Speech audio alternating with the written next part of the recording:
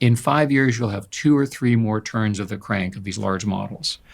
These large models are scaling with ability that is unprecedented. There's no evidence that the scaling laws, as they're called, have begun to stop. They will eventually stop, but we're not there yet. Each one of these cranks looks like it's a factor of 2, factor of 3, factor of 4 of capability. So let's just say turning the crank, all of these systems get 50 times or 100 times more powerful. In and of itself, that's a very big deal because those systems will be capable of physics and math. You see this with O.1 and OpenAI, all of the other things that are occurring. Now, what are the dangers? Well, there's the most obvious one is cyber attacks. There's evidence that the raw models, these are the ones that have not been released, can do what are called day zero attacks as well or better than humans. A day zero attack is an attack that's unknown. They can discover something new. And how do they do it? They just keep trying because they're computers and they have nothing else to do. They don't sleep, they don't eat, they just turn them on and they just keep going. So cyber is an example where everybody's concerned. Another one is biology. Viruses are relatively easy to make. And you can imagine coming up with really bad viruses. There's a whole team. I'm part of a commission. We're looking at this to try to make sure that doesn't happen. I already mentioned misinformation. Another probably negative, but we'll see, is the development of new forms of warfare. I've written extensively on how war is changing. And the way to understand historic war is that it's stereotypically the soldier with the gun, on one side and so forth, World War trenches. You see this, by the way, in the Ukraine fight today, where the Ukrainians are holding on valiantly against the Russian onslaught. But it's sort of, mano a mano, man against man, sort of all of the stereotypes of war. So in a drone world, which is the fastest way to build new robots is to build drones, you'll be sitting in a command center in some office building connected by a network, and you'll be doing harm to the other side while you're drinking your coffee, right? That's a change in the logic of war.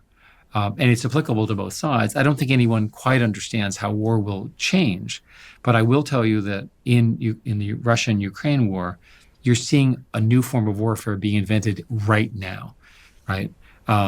Both sides have lots of drones. Tanks are no longer very useful. A $5,000 drone can kill a $5 million tank. So that's called the kill ratio. So basically it's drone on drone. And so now people are trying to figure out how to have one drone destroy the other drone, right? This will ultimately take over war and conflict in our world in total. You mentioned raw models. This is a concept that I don't think people understand exists. The idea that there's some other model that's the raw model that is capable of much worse than the thing we play with on our computers every day. It's important to establish how these things work. So the way these algorithms work is they have complicated training things where they suck all the information in, and we currently believe we've sort of sucked all of the written word that's available. It doesn't mean there isn't more, but we've literally done such a good job of sucking everything that humans have ever written. It's all in these big computers. And when I say computers, I don't mean computers. I mean supercomputers with enormous memories, and the scale is mind-boggling. And of course, there's this company called NVIDIA, which makes the chips, which is now one of the most valuable companies in the world, surprisingly so incredibly successful because they're so central to this revolution, and good for Jensen and his team. So the important thing is, when you do this training, it comes out with a raw model, right? It takes 6 months, and you wait 24 hours a day, you can watch it. It gets close to, there's a measurement that they use called the loss function. When it gets to a certain number, they say, good enough. So then they go, what do we have? Right? What do we do? Right? So the first thing is, let's figure out what it knows. So they have a set of tests, and of course it knows all sorts of bad things, which they immediately then tell it not to answer. To me, the most interesting question is, in over a 5-year period, these systems will learn things that we don't know they learn. How will you test for things that you don't know they know? The answer in the industry is that they have incredibly clever people who sit there and they literally fiddle with the networks and say, I'm gonna see if it knows this. I'll see if it can do this.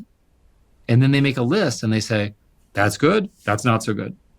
Right? So all of these transformations, so for example, you can show it a picture of a website and it can generate the code to generate a website. All of those were not expected. They just happened. It's called emergent behavior. Scary. Scary, but exciting. And so far, the systems have held. The governments have worked well. These trust and safety groups are working here in the UK. 1 year ago was the first trust and safety conference. The government did a fantastic job.